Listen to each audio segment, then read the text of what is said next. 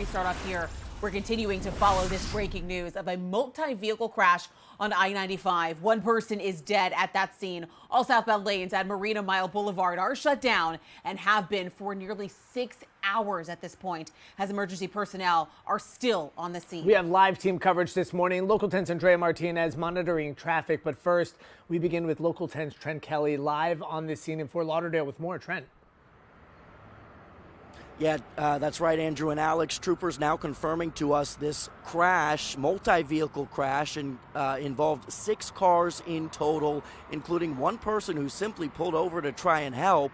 That person would later end up losing their life after they were hit in the ensuing pileup. In fact, even at this hour, you can still see several of the vehicles involved here behind me as investigators now work to document and clear the scene. Let's take you out to some video from earlier this morning. All of this starting just after 4 a.m., just past the Marina Mile Boulevard exit on I-95 southbound.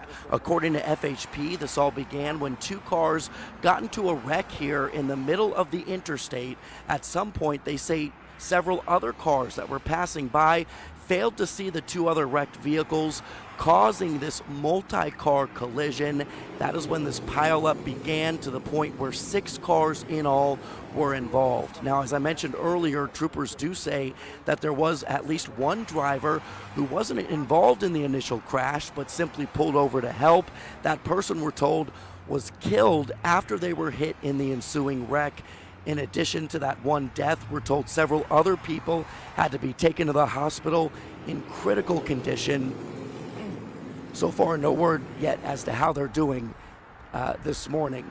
Back out here live, the victim's body was taken away a short time ago. Tow trucks should be on scene shortly to begin towing away these vehicles as well.